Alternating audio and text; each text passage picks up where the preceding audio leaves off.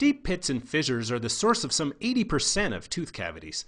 This is mainly because food and bacterial plaque lodge in these tight crevices and are often inaccessible to toothbrush bristles. Plaque acids and enzymes at the base of these grooves cause the tooth enamel to dissolve, eventually leading to cavities. Over the years, many attempts to stop pit and fissure tooth decay have been made. Here are the most common, their strengths and weaknesses. Fissurotomy, or prophylactic odontotomy, involves funneling the grooves open with a cone-shaped dental burr. If done early enough in grooves that do not extend through the dentin layer, it may be possible to perform this procedure and nothing further. More commonly, however, the deepest pits and fissures do extend close to or into the dentin layer, and this procedure must be followed by placement of a filling of some type. The procedure must also be performed by a dentist, since it involves removal of tooth structure.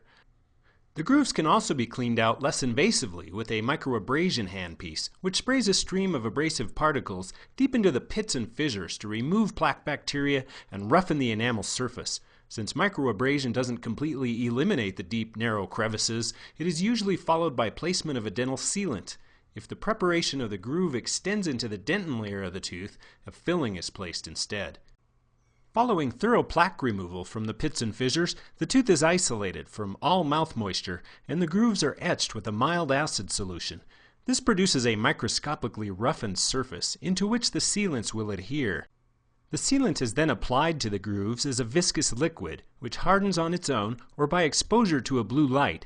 Once placed, the sealant prevents bulk plaque from being able to accumulate in the pits and fissures. But sealants do have some potential downsides.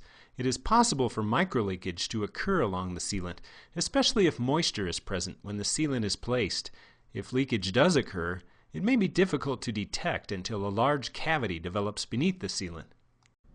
It's important to remember that sealed teeth are not completely resistant to tooth decay. It's a big mistake to relax nutrition and oral hygiene standards on the belief that sealants alone will prevent cavities. And remember to see a dentist regularly to have the sealants evaluated for signs of failure, part of any thorough oral exam. Left alone, a poorly contoured failing sealant like the one shown is at least as prone to decay as an unsealed tooth.